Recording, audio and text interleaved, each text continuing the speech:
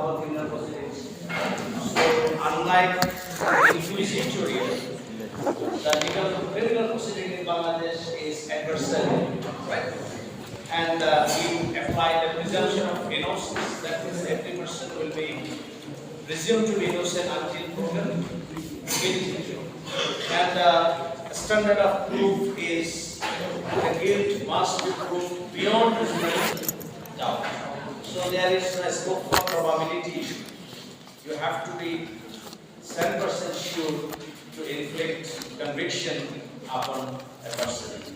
And the burden of proof lies with the petition. It is not the defendant. The petitioner has to prove his case. And in our last class we have talked about the kinds of offences, cognizable and non-cognizable offences. Cognizable offences are those offences which can be investigated by the police and which the accused can be arrested without an order of the court, that is without warrant. And non-cognizable offence means those offences which the police cannot investigate or arrest the accused without a warrant. So the police cannot take into cognizance the matter directly. Okay, so these are the CRPC and CRO 2009 applies for the ordinary criminal courts, and for a special courts and tribunals we follow the special criminal laws. And we have talked about these 4 stages of criminal proceedings: pre-proceeding, proceeding, trial, and post-trial. And pre-proceeding stage, the main stage is the police, and proceeding and trial stage is conducted by the judges of the courts. And the last one, the post-trial stage, is actually in this stage the prison and the probation authority gets involved. So the pre-proceeding starts with the lodging of a first information report, FIR. FIR is a written document stating the facts of the case. Okay? So FIR can be lodged in nearest police station by the informants. The informants may be the petitioner, okay, the complainant, or any other person who has the information of the commission of the offense. Okay. So the section 154 of CRPC applies there. Okay. Then in case of cognizable offences, the FIR can be filed in the police station.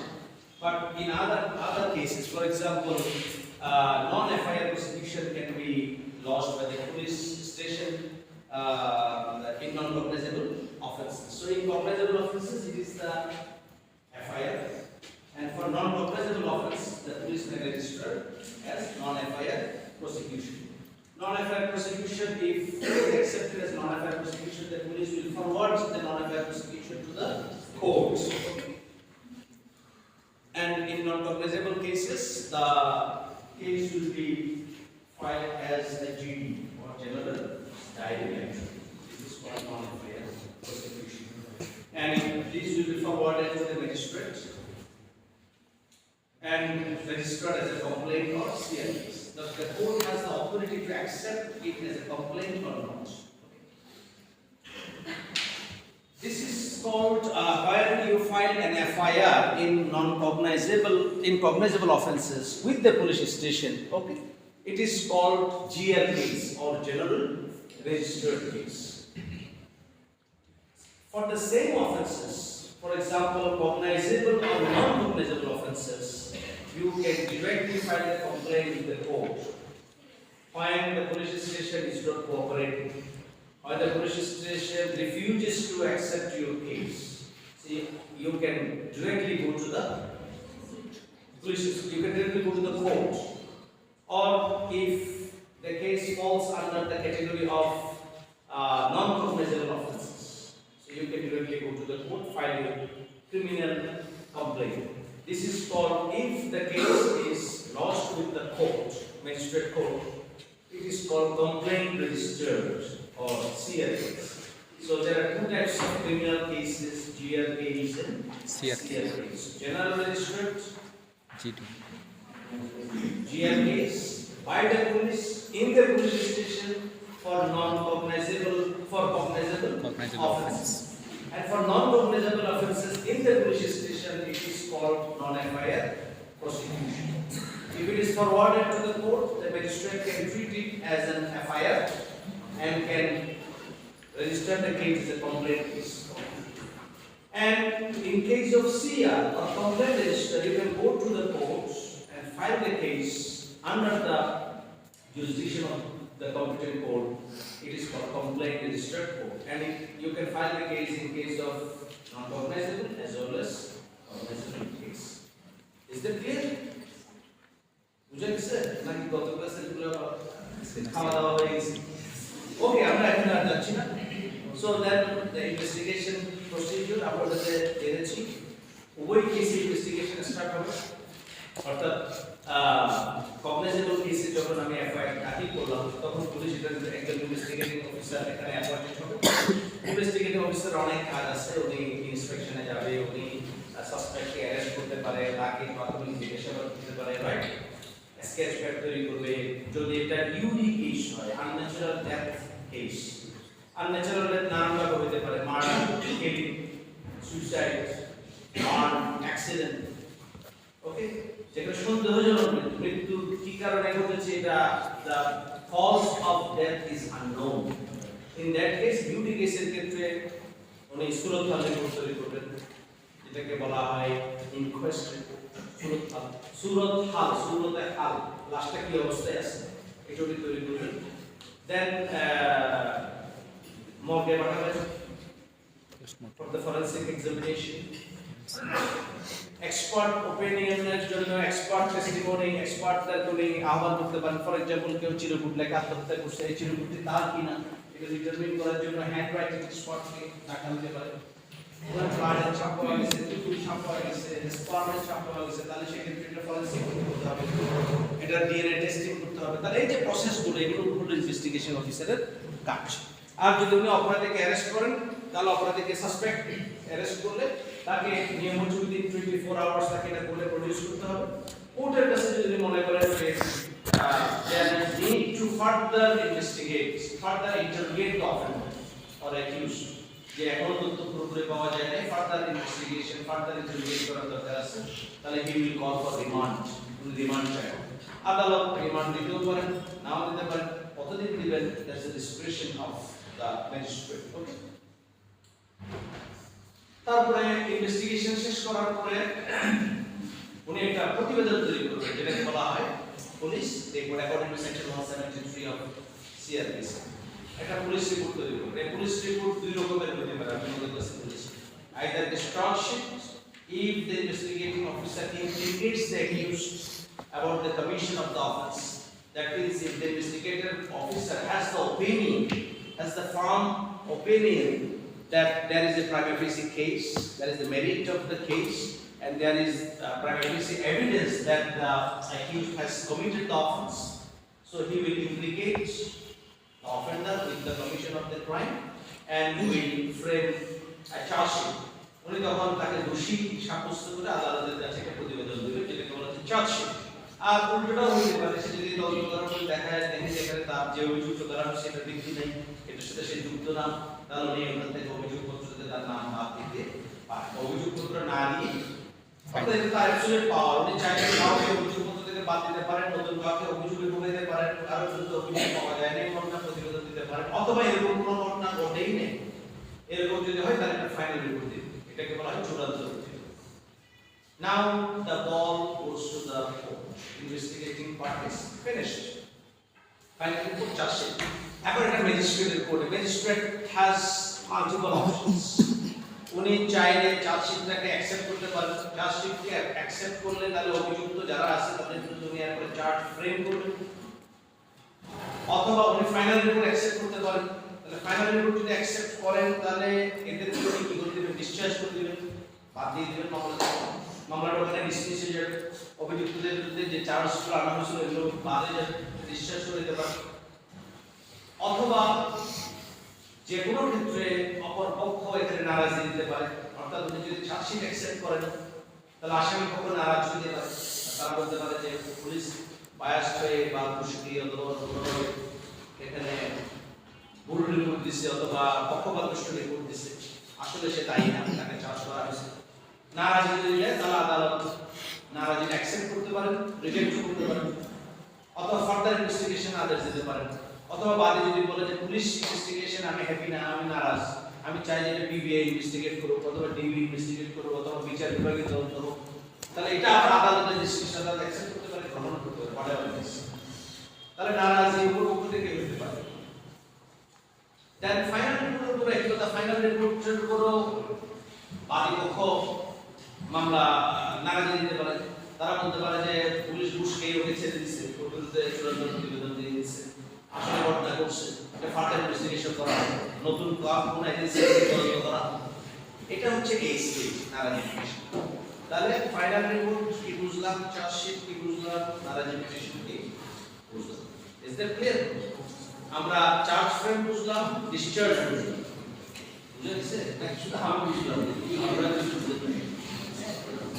যদি মামলাটা charge frame হয়ে যায়, তার মানে হলো জাজ এই মামলাটাকে এখন আমলে নেবে, কগনাইজেন্সি, অর্থাৎ উনি যে নারাজি অ্যাকসেপ্ট না করেন, অর্থাৎ চার্জশিটের বিরুদ্ধে নারাজি অ্যাকসেপ্ট না করেন এবং পুলিশের চার্জশিটটাকে যদি অ্যাকসেপ্ট করেন, তার মানে হলো মামলা প্রসিড, আমরা সামনের দিকে চলে গেল। সামনের দিকে চলে যাওয়া হচ্ছে জাজ এই মামলাটা আমলে নেবে, এটাকে আমরা বলতে পারি টেকিং কগনাইজেন্স অফ দ্য কেস। এখন এটা আমি কগনাইজেন্সে নিলেন, এবং কগনাইজেন্সে নেওয়ার পরে দেখা যাবে যে অনেক আসামি হতে পারে, অভিযুক্ত পলাতক আছে অথবা জামিনে গিয়ে হাজির হয়ে নেন, তাহলে ওদের জামিন বাতিল হবে, ওদের বিরুদ্ধে অ্যারেস্ট ওয়ারেন্ট ইস্যু হবে। আর যে অলরেডি অ্যারেস্ট আছে সে তো আছে, অ্যারেস্ট না থাকলে তার বিরুদ্ধে ওয়ারেন্ট জারি হবে। ওকে ওকে, এখন মামলা রেডি ফর ট্রায়াল। এখন প্রশ্ন হচ্ছে যে এই মামলার যে অভিযোগে, যে কগনাইজেবল হতে পারে, নন কগনাইজেবল হতে পারে, যে অভিযোগে মামলাটা দায়ের হয়েছে, প্যানেল কোর্টের যে সেকশনে এটা দায়ের হয়েছে, এই মামলা ট্রায়াল করার এখতিয়ার ম্যাজিস্ট্রেটের আছে কি? এখন কার কি এখতিয়ার, এগুলো আমরা আগের ক্লাসে পড়ছি না? ম্যাজিস্ট্রেটের ক্ষমতা কি, first magistrate, second magistrate, third magistrate, sessions কোর্টের ক্ষমতা কি, মেট্রোপলিটন সেশন জাজের ক্ষমতা কি, পড়ছে এগুলা? তাহলে এখন দেখতে হবে যে অভিযুক্ত তার বিরুদ্ধে আনা হয়েছে, যে মামলাটা, যে বিষয়টা নিয়ে, এইটা কি ওই ম্যাজিস্ট্রেট বিচার করতে পারে? যদি দেখা যাচ্ছে ওই ম্যাজিস্ট্রেটের ক্ষমতার মধ্যে আছে, তাহলে ম্যাজিস্ট্রেট বিচার নিজেই ট্রায়াল করতে পারে। যদি মনে হয় যদি ট্রায়াল করতে পারে না, ওনার অভিযোগ এটা একটা ওনার নাই, ফর এক্সাম্পল এটা সাইবার ক্রাইম নিয়ে মামলাটা হয়েছে, তাহলে এটা যদি আমাদের একটা স্পেশাল ক্রিমিনাল কোড আছে, ট্রাইব্যুনাল আছে, সাইবার ট্রাইব্যুনাল, তাহলে ম্যাজিস্ট্রেট এটাকে কোথায় পাঠিয়ে দেবে? সাইবার ট্রাইব্যুনালে পাঠিয়ে দেবে। নারী শিশু নির্যাতন করলে নারী শিশু নির্যাতনে পাঠিয়ে দেবে, যৌতুক হলে যৌতুকের কোর্টে পাঠিয়ে দেবে, ফ্যামিলি ম্যাটার্স হলে ফ্যামিলি কোর্টে পাঠিয়ে দেবে, যদি এটা সিভিল ম্যাটার। ক্রিমিনাল ম্যাটার, তারপর যেমন এটা যদি ইয়ে নিয়ে হয়, আইসিটি নিয়ে হয়, তাহলে আইসিটি চলে যাবে। অর্থাৎ মামলার নেচার এবং মামলার সেকশন অনুযায়ী এই মামলাটা যে কোর্টের বিচার চলবে, সেই কম্পিটেন্ট এটা বিচার করার এখতিয়ার যার আছে, সেই কোর্টের কাছে মামলাটা কিভাবে ট্রান্সফার দিতে হবে। তবে ট্রান্সফার হয়ে যাওয়ার পরে মামলাটা কি হবে, যে now is ready for trial, এটাকে বলছি আমরা ট্রায়াল স্টেজ। সো যদি দেখা যায় মামলাটা ছোটখাটো ক্রিমিনাল অফেন্স, যেসব অফেন্স দ্রুত বিচার করা যায় বা সংক্ষিপ্ত বিচার করা যায়, এটাকে বলা হয় সামারি অফেন্স। আমাদের প্যারাগ্রাফের মধ্যে কিছু নির্দিষ্ট অপরাধকে সংক্ষিপ্তভাবে বিচার করার ক্ষমতা দেওয়া হয়েছে, অর্থাৎ এত প্রসেসের ভিতরে যাওয়া দরকার নেই, দরকার মার্কারি সিস্টেমে টোটালি হয়ে যায়, বিচার হয়ে যাবে। ছোটখাটো যে অপরাধগুলো আছে, যেমন আমাদের সিআরপিসি সেকশন 260 এবং 261 এগুলো ডিটেইল বলা আছে, হ্যাঁ, কিভাবে সামারি ট্রায়াল করতে হয়। তাহলে নরমালি সামারি ট্রায়াল করে ম্যাজিস্ট্রেট, কারণ যেহেতু সংক্ষিপ্ত বিচার ছোটখাটো অপরাধ, এই ছোটখাটো অপরাধের বিচার ব্যক্তির কাদের আছে, ম্যাজিস্ট্রেটের আছে। আর যখন এটা ট্রায়ালে যাবে, ট্রায়ালে যাওয়ার পরে যখন কম্পিউটার কোর্টের কাছে যাবে, এটাতে ওই জায়গায় ওনারা একটা প্রি ট্রায়াল হিয়ারিং করতে পারে, অর্থাৎ মামলাটা যখন ট্রায়াল জাজের কাছে যাবে, উনি উভয় পক্ষকে শুনবেন, পিটিশনার এবং রেসপন্ডেন্ট উভয় পক্ষকে শুনবেন। শোনার পরে যদি ওই জাজের, ট্রায়াল জাজের যদি মনে হয় যে আসলে এখানে কোনো মামলা বিষয়টা আসলে নাই, তাহলে মামলাটা ওখানে বাদ দিয়ে দিতে পারেন। উনি অভিযুক্তকে জিজ্ঞেস করতে পারেন যে আপনার বিরুদ্ধে অভিযোগকে আপনি স্বীকার করেন, যদি সে বলে যে আমি স্বীকার করি, তাহলে তাৎক্ষণিক তার কনফেশনের ভিত্তিতে তাৎক্ষণিক বিচার করে দিতে পারেন, তাৎক্ষণিক সাজা ঘোষণা করে দিতে পারেন। শুধুমাত্র এটা পরের স্টেজে যাবে, ট্রায়ালে যাবে, সাক্ষ্য স্টেজে যাবে যদি সে দোষ স্বীকার করতে অস্বীকার করে। আমি বুঝতে পারলাম? তার মানে যদি জাজের মনে হয় যে এখানে মামলার কোনো উপাদান আসলে নাই, তাহলে জাজ এটাকে ডিসমিস করে দিতে পারে। অপর পক্ষে আসামি পক্ষ যদি স্বীকার করে নেয় যে আমি অপরাধ করছি, তাহলে তাকে একটা শাস্তি দিয়ে, তৎক্ষণাৎ শাস্তি দিয়ে সাক্ষ্য প্রমাণ দরকার, সেটা দিয়ে স্বীকার করে দিচ্ছে, তাহলে তাৎক্ষণিক তার বিচার করে দিতে। কিন্তু সে যদি বলে যে না আমি অস্বীকার করতেছি, আমি এই মামলার বিচার চাই, আমি সাক্ষ্য দিতে চাই, তাহলে এটা মামলাটা চলে যাবে সাক্ষ্য স্টেজে। তারপর ফ্রেমিং অফ চার্জ, তার বিরুদ্ধে চার্জ গঠন করা হবে অ্যাকর্ডিং টু সেকশন 265D এবং 240। এই চার্জ গঠনের ভিতর দিয়ে মামলা বিচার প্রক্রিয়া মূলত স্টার্ট হয়। তাহলে আমি বলছি প্লি এন্ড কনভিকশন, অর্থাৎ তাকে সুযোগ দেওয়া হবে মামলা স্বীকার করার, অভিযোগ স্বীকার করার। তারপর শুরু হবে এভিডেন্স। উভয় পক্ষ কি করবে? সাক্ষীদের উইটনেস সাজিয়ে করবে, ডকুমেন্টারি এভিডেন্স সাজিয়ে করবে, এক্সামিনেশন হবে, ক্রস এক্সামিনেশন হবে। প্রত্যেকে একে অপরের নিজের সাক্ষীকে নিজে যারা করবে, জবানবন্দি দেবে, আবার তার সাক্ষীকে অপর পক্ষ কি করবে? ক্রস এক্সামিন করবে। এভাবে এক্সামিন ক্রস এক্সামিনেশন হইতে থাকে। তারপরে এরপরে চলে যাবে আর্গুমেন্টস। আর্গুমেন্টস মূলত হলো ল পয়েন্ট নিয়ে আর্গুমেন্ট করবে তারা। এই মামলা চলে কিনা, এই মামলায় যে লটা আছে সেই লটা আসলে ভায়োলেশন হচ্ছে কিনা, এই ল যে ভায়োলেশন হচ্ছে আমার আসামি ভায়োলেশন করছে কিনা, হ্যাঁ, লটা এই মামলাকে আদৌ সাসটেইনেবল কিনা, মেইনটেনেবল কিনা, এগুলো নিয়ে ডিসকাশন হবে। তার মানে হচ্ছে এই যে সাক্ষ্য প্রমাণগুলো উপস্থাপন করা হয়েছে তার ভিত্তিতে তারা কি করবে? উভয় পক্ষ আর্গুমেন্ট করবে। তারপর একটা নির্দিষ্ট ডেটে জাজ প্রদান করবে, জাজমেন্ট প্রদান করবে। এবং এই জাজমেন্ট প্রদান করার ক্ষেত্রে আদালত আসামিকে খালাস দিতে পারে, এটাকে বলা হয় অ্যাকুইটেল। অথবা অভিযোগ প্রমাণ না হলে সাক্ষ্য প্রমাণের ভিত্তিতে আদালত আসামিকে খালাস করে দিতে পারেন, এটা হচ্ছে অ্যাকুইটেল। আর অভিযুক্তের তথ্য প্রমাণের ভিত্তিতে, সাক্ষ্য প্রমাণের ভিত্তিতে যদি আদালতের মনে হয় যে কোনো অভিযোগ প্রমাণিত হয়েছে, তাহলে তাকে দণ্ড দিতে পারে, এটাকে বলা হয় কনভিকশন।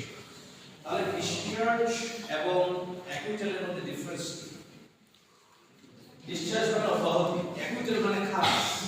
তাহলে শুনতে মনে হতে পারে একই, is there any difference? Discharge কিন্তু প্রি ট্রায়াল প্রসিডিউর, ট্রায়াল শুরু করার আগে কি করে দেওয়া হচ্ছে? ডিসচার্জ করা হচ্ছে। আর অ্যাকুইটেল হচ্ছে পোস্ট ট্রায়াল, ট্রায়াল শেষ করার পরে তার বিরুদ্ধে অভিযোগ কি না হওয়ার ক্ষেত্রে তাকে কি করে দেওয়া হবে? খালাস করে দেওয়া হবে। একজন ব্যক্তিকে ডিসচার্জ করা হলে পরবর্তীতে চাকরিতে নতুন করে চার্জ ফ্রেম করা যেতে পারে, কিন্তু একজন ব্যক্তিকে কনভিক্ট করার পরে একই কোর্ট তাকে আবার নতুন করে তার বিরুদ্ধে চার্জ গঠন করতে পারে যদি না এটার বিরুদ্ধে আপিল হয়। সুপিরিয়র কোর্টে তার বিরুদ্ধে নতুন করে অভিযোগ আসতে পারে বা তাকে কমপ্লিকেট করা যেতে পারে। এনিওয়ে, সুতরাং একজন নতুন করে কনভিকশন হতে পারে। এরপর যেটা আজকে আলোচনা সেটা হচ্ছে পোস্টাল স্টেজ, আপিল। আমরা আগে জেনেছি সিপিসি করতে appeal is done for the reversing the judgment in superior court. Lower court judgment রেখে স্থির যখন এটা আপিল কোর্টে যখন আমি এটা পুনর্বিবেচনা আবেদন করব, এটাকে বলা হবে আপিল। আপিল। তবে অ্যাপেলেট ডিভিশনে আপিল সরাসরি করা যায় না, সেখানে বলা হয় লিভ টু আপিল, আপিল করার আবেদন। অর্থাৎ আগে আপিলের জন্য একটা আবেদন করতে হবে, আপিলের জন্য একটা আপিল করতে হবে যে আমি আপিল করতে পারবো কিনা, সেটাকে বলা হয় লিভ টু আপিল। আদালত যদি আপিল করার অনুমতি না দেয় সুপ্রিম কোর্ট দ্বারা আপিল করা যাবে, আর যদি লিভ টু আপিল গ্রান্ট করে তাহলে নিয়মিত আপিল করা যাবে, আপিল করা যাবে। যাও, এটা আপিলের বিষয়ে কথা বলছি। নরমালি নিম্ন আদালত যখন রায় দিবে এটা রেজিস্ট্রি, এটা সুপ্রিম কোর্টে আপিল করবে। এখন কোন কোর্টের সিদ্ধান্তে রেজিস্ট্রি কোন কোর্টে আপিল করা যাবে কিন্তু আমরা আগে অলরেডি পড়ে আসছি, এগুলো আগের সেশনের মধ্যে আছে। কোন কোর্টে রেজিস্ট্রি সিদ্ধান্ত রেজিস্ট্রি কোন কোর্টে আমি কি করব, আপিল করব, এটা আমরা জানি। রিভিশন, রিভিশনও একই, অর্থাৎ যখন ল পয়েন্ট কোশ্চেন অফ ফ্যাক্ট এবং কোশ্চেন অফ ল উভয় জায়গায় যখন আমি ডিসপিউট করব, আমি মনে করব যে এখানে কোশ্চেন অফ ফ্যাক্ট আলোচনা হতে পারে, কোশ্চেন অফ ফ্যাক্ট নিয়ে ডিসপিউট আছে, কোশ্চেন অফ ল নিয়ে ডিসপিউট আছে, তাহলে আপিল। শুধু কোশ্চেন অফ ল নিয়ে যদি ডিসপিউট হয়, আমি মনে করি যে যে লতে যে বিচার করা হচ্ছে সেই লটা ভুল, এই লতে বিচার হয় না, অথবা লকে ভুলভাবে ইন্টারপ্রেট করা হচ্ছে, ভুল ল এখানে প্রয়োগ করা আছে, তাহলে আমি আবার কোটাই করতে পারি, রিভিশনের আবেদন করতে পারি। আর রিভিউ মানে হলো পুনর্বিবেচনা, রিভিউ আবার দেখা, আবার দেখা মানে কি, সে আগে একবার দেখছে আবার দেখবে, তার মানে এটা আবার কোর্ট না, এটা হচ্ছে যে কোর্টে তুমি মামলাটা করছো, যে কোর্টে বিচার করছো, ওই কোর্টে তোমার আবার পুনর্বিবেচনা করবে, এটা হচ্ছে রিভিউ। তার মানে আপিল এবং revision is done by the superior court, উচ্চতর আদালত বা ঊর্ধ্বতন আদালত, আর রিভিউ করা হয় সেম কোর্ট, যে কোর্ট জাজমেন্ট দিচ্ছেন ওই কোর্টের কাছে যখন আমি আবেদন করব এটাকে বলা হয় রিভিউ, সেম কোর্ট। তাহলে আপিল রিভিউ রিভিশনের সাথে পার্থক্য হচ্ছে এটা। তারপর হচ্ছে দণ্ডটাকে আমি তো আদালত রায় দিয়ে কনভিকশন করে দিল বা অ্যাকুইজাল করে দিল, এখন এটাকে এক্সিকিউট কিভাবে করব, বাস্তবায়ন কিভাবে করব।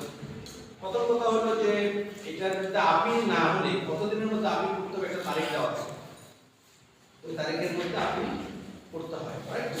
ওই তারিখের মধ্যে আপিল করতে হয়। এবং আপিল যদি নির্দিষ্ট সময়ে না করে তাহলে দণ্ড কার্যকর শুরু হয়ে যাবে যদি আপিল সে না করে। আর কেউ যদি অ্যারেস্ট হয়ে জেলখানার ভিতরে থাকে তাহলে জেলখানার ভিতর থেকে সে আপিল করার সুযোগ পায়, এটাকে বলা হয় জেল আপিল, জেলের ভিতর থেকে আপিল। আর কাউকে যদি মৃত্যুদণ্ড দেওয়া হয়, আমরা ধরে নিলাম যে সেশনস কোর্ট বা মেট্রোপলিটন সেশনস কোর্ট মৃত্যুদণ্ড দিলে এটা অটোমেটিক্যালি এক্সিকিউট হবে, এটা অবশ্যই হাইকোর্ট ডিভিশনে এটা যাবে, এটা আসামি পক্ষকে নিয়ে যেতে হবে, নট লাইফের, এটা সরকারি পক্ষে প্রসিকিউশন এটাকে নিয়ে যাবে according to section 374 of the CrPC.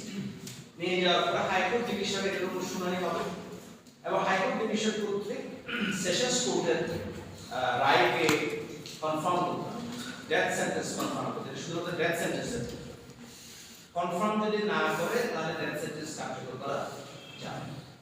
তার মানে কোনো death sentence, no death sentence inflicted or imposed by the Sessions Court or Metropolitan Sessions Court cannot be executed without the confirmation of the death sentence by the High Court Division under Section 374.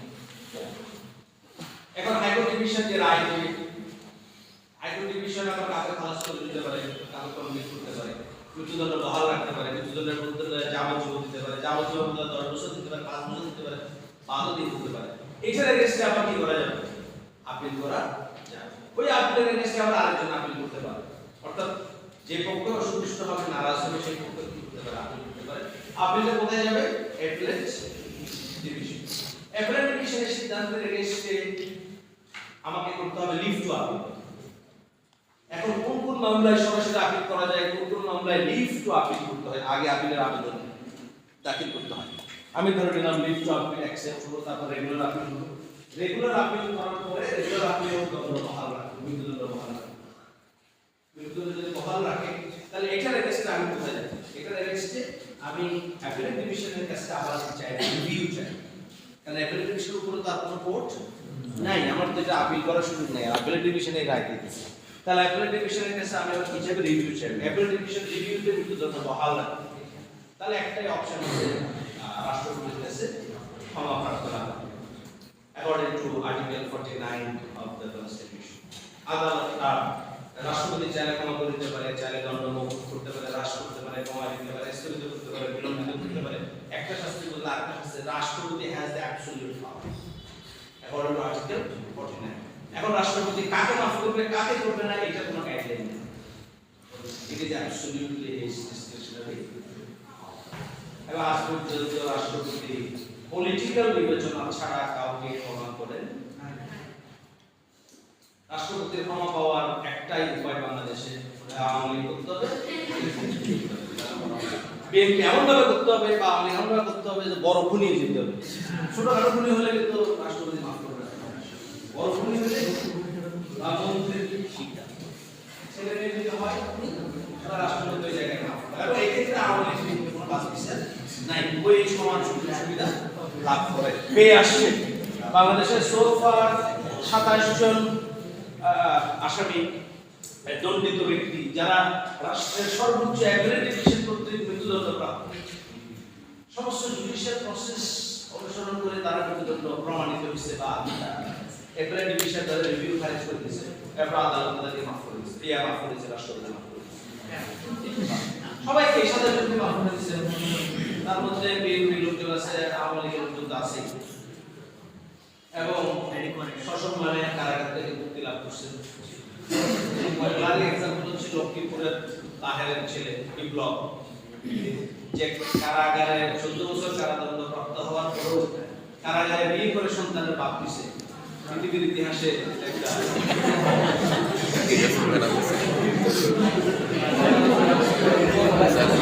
বাচ্চা কই বলে চাইলে সন্তান বের হয়ে গেছে।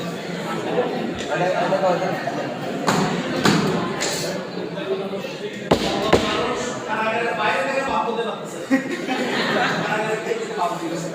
So আল্লাহ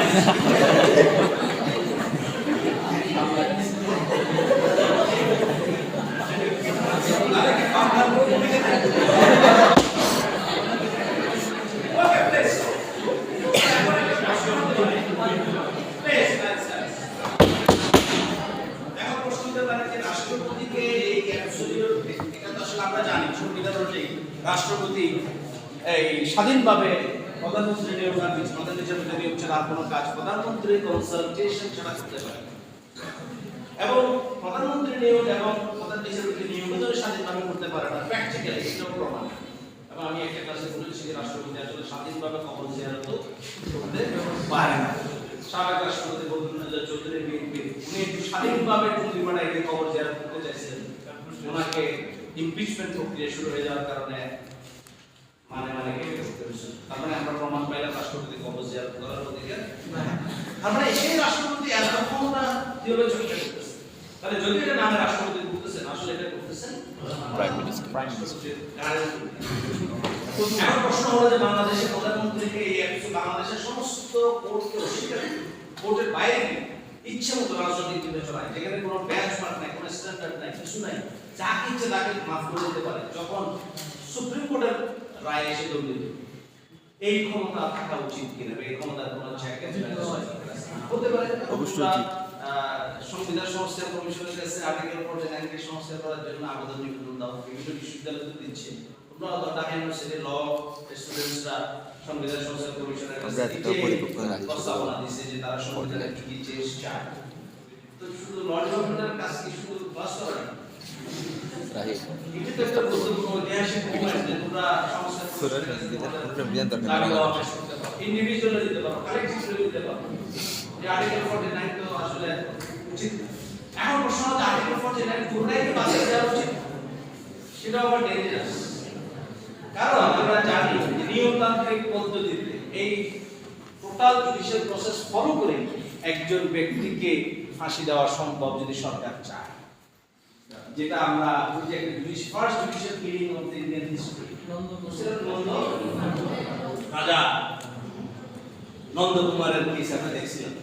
সুতরাং রাজা নন্দকুমারের কেসে যাওয়ার দরকার নাই। যে বাংলাদেশে গত 15 বছরে বহু মানুষের মৃত্যুদণ্ড কার্যকর হয়েছে, সমস্ত লিগ্যাল প্রসেস এই যতগুলো স্টেপস আমি দেখাইলাম, মামলা এফআইআর দাখিল করা থেকে শুরু করে একেবারে ডেথ সেন্টেন্স রিভিউ খারিজ হয়ে রাষ্ট্রপতির ক্ষমা না পাওয়া পর্যন্ত, এবং প্রিজন কর্তৃক ক্রিমিনাল অ্যাডমিনিস্ট্রেশন কর্তৃক ডেথ সেন্টেন্স এক্সিকিউট করা পর্যন্ত সমস্ত লিগ্যাল প্রসেস ফলো করা হয়েছে। কারণ সে আসলে অপরাধ করছে কি করে নাই, এটার চেয়ে বড় গুরুত্বপূর্ণ বিষয় হচ্ছে প্রধানমন্ত্রী চাইছে, মন্ত্রী পরিষদ চাইছে, সরকার চাইছে যে সে দুনিয়াতে না থাকে। বাংলা ভাই সাহেব, বাংলা ভাই আব্দুর রহমান কবরে চলে গেছে, বঙ্গবন্ধু খুনিরা কবরে চলে গেছে। কেউ কি ভাবছিল যে ডালের বেশি গাছের ডালে এই আমাদের সালাউদ্দিন খানের চৌধুরী ফাঁসি নিচে চলে যাবে, এরকম পাওয়ারফুল, এরকম কারসালারও এরকম জনপ্রিয় একজন ব্যক্তি, বিএনপি লিডার, সে এখন কই? তো ওনাকে কি লর্ড কেদার হঠাৎ করে ফাঁসি দেওয়া হয়েছে? ওনাকে কি আমাদের ম্যাজিস্ট্রেটরাই ফাঁসি দেয় নাই?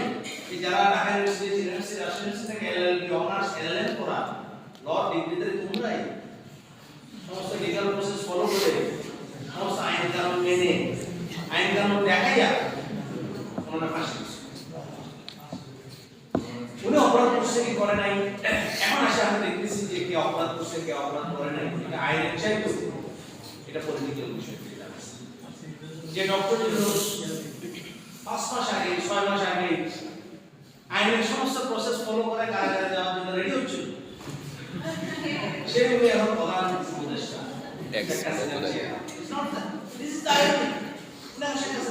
এবং উনি ওখানে যাওয়ার 5 আগস্টের সাথে সাথে ওনার বিরুদ্ধে যত মামলা ছিল সব কি সব মামলা শেষ, কোনো মামলার উপাদান পাওয়া যাইতেছে না। খারাপ উপাদান পাওয়া যাইতেছে না। তোমাদের মতো এলাকার ম্যাজিস্ট্রেটরা জাজ যে খালেদা জিয়াকে কোনোভাবেই বিদেশ পাঠানো যাচ্ছে না, দেশের মাকে মারা যাইতে হবে, দেশের ট্রিটমেন্ট যা আছে তা বঙ্গবন্ধু শেখ মুজিব মেডিকেল বিশ্ববিদ্যালয়ের ট্রিটমেন্ট এটা সর্বোচ্চ, সর্বোচ্চ ইউনাইটেড হসপিটাল। বাংলাদেশের কোনো আইন ওনাকে কোনো রিমেডি দেওয়া যাচ্ছে না, আইন নাই। সে আইন কই আর খালেদা জিয়া কই? এসব ল করে লাভ আছে?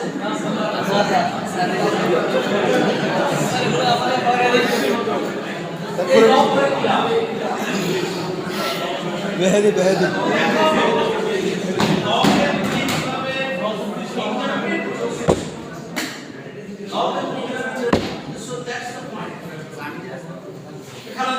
আগে যদি 15 বছর ধরে যদি ওনার আইন না থাকে, এখন আইন করতে আসে। এখন 5 আগস্ট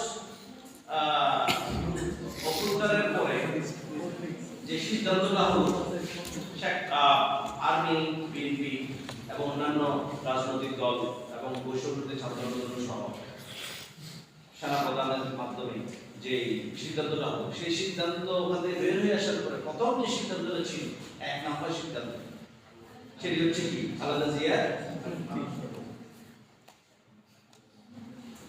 ক্ষমতার একটা বিশেষ জজবাত বদল গয়া।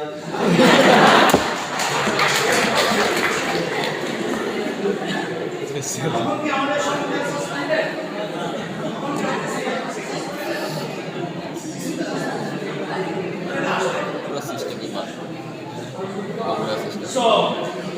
এবং এখন দেখো 21 আগস্ট গ্রেনেড হত্যা মামলা, আরে ভাই শেষ হচ্ছে না, দিছে বছর ধরে চলতেছে, কত সাক্ষ্য, কত বিষয়।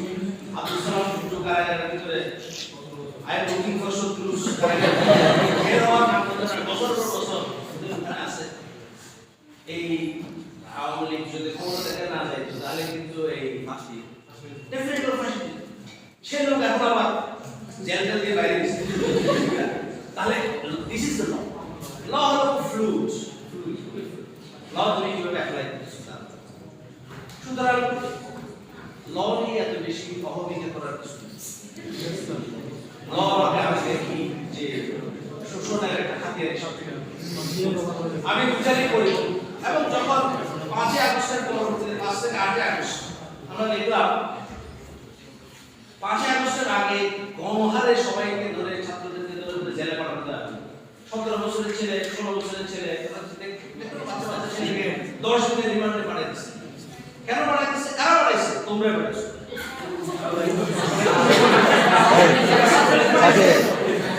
নাকি আমাদের তোমাদের উদ্ধারে পাঠাইছে? তুমি তো পাঠাইছো।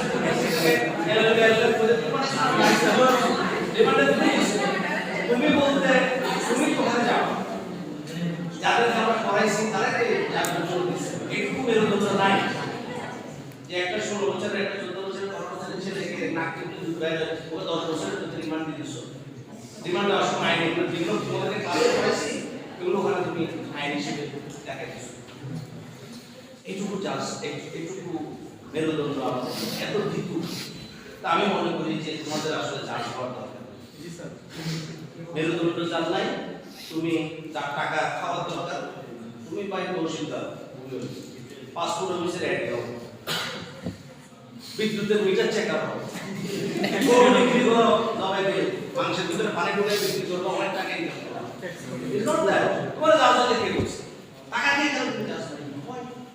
মানুষ আল্লাহর মতো তার কোনো ব্যক্তি নাই যার কাছে আমি করে জানাতে পারি। আমি যখন পৃথিবীর সব জায়গায় জুলুমের শিকার হই, আল্লাহ তো দুনিয়াতে পাইতেছি না, তাই না? তাহলে আমি আখেরাতে আল্লাহর কাছে বিচার দেব। তাহলে দুনিয়াতে আমি কার কাছে যাব? পুলিশের কাছে আমি জুলুমের মধ্যে স্বীকার হইলাম, প্রশাসনের কাছে স্বীকার হইলাম, প্রধানমন্ত্রীর কাছে স্বীকার হইলাম, রাষ্ট্রপতির কাছে এই সমস্ত প্রসেসের ভিতর দিয়ে আমি জুলুমের শিকার হইলাম। আমার তো যাওয়া যায়, আমার যাওয়া জায়গা হলো দুনিয়াতে আরেকটা মানুষের হলো আল্লাহর হলো জাহাজ। সে জাহাজ যখন উস্কাইয়া রায় দিবে, ভয় পেয়ে রায় দিবে, রাজনৈতিকভাবে রায় দিবে, এটা মানে আনএক্সেপ্টেবল। সুতরাং জাহাজ যখন অন্য কেউ উস্কাইলে আমি এটা টলারেট করি, জাহাজ উস্কাইলে এর জুতা মানুষ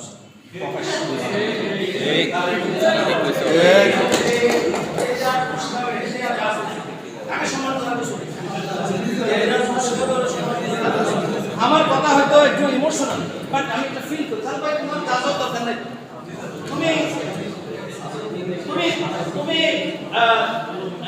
ল্যান্ড অফিসে দাঁড়ালে করো, জায়গা দাঁড়ালে করো, কোনো সমস্যা নেই। হারামি তো দুটোই তো হারাম। তাহলে তোমার এত কষ্ট করে এয়ারলাইন করে টিকে নিয়ে নষ্টরে দুইশো দিয়ে সিকিউরিটির বাইরে দিয়ে এত কষ্ট করে জাহাজ বন্ধ হবে। আর সহজ এত লেখাপড়া তো দরকার না, মিটার রিডার হয়ে যাবো। আমাদের এলাকায় যে মিটার রিডার শুধু মিটার আমার কেউ আমাদের কাছে একটু করছে এবং আইন দেখে করছে, আইন তাদের মতো করে তারা ব্যাখ্যা করছে। এখন এসে আমরা দেখতে পাচ্ছি যে 21 আগস্টের গ্রেনেড হামলায় কোনো উপাদান পাওয়া যাচ্ছে না। অথচ 21 আগস্টের গ্রেনেড হামলার দায় থেকে দিচ্ছে লোয়ার কোর্ট, যেটা চিটংয়ে 21 আগস্ট বলতেছে ওই যে 10 আগস্ট চট্টগ্রামের জাস্টিস মুজিবুর রহমান ওনাকে প্রাইস পোস্ট হিসেবে সুপ্রিম কোর্টের জাস্টিস করা হয়েছে। আর এখন দেখা যাচ্ছে কি 21 আগস্ট এখন 10 আগস্ট হলে এখন কিছু পাওয়া যাচ্ছে না, সব খাওয়া সব আসলে যেটা বলছিলাম আমাদের ছোট ছোট বাচ্চাদেরকে রিমান্ডে দিচ্ছে আমাদের ম্যাজিস্ট্রেটরা, জাজরা দলীয় পদ্ধতির কারাগারের মধ্যে রাখা হয়েছে, প্রতিবাদ করছে, মারও খাইছে এরা, জেলও গেছে। তারপরে যখন জজবাত বদল দিয়ে তখন দেখা গেল কি জাজরাই এই তোমরাই রাত্রেবেলা কোর্ট বসাইয়া গণহারে একসাথে 100 200 জামিন লোক 300 লোক 400 লোক এটা কোন আইনে পাইছো? রাত্রেবেলা কোর্ট বসাইয়া জামিন দেওয়া হয় না সিআরপিসি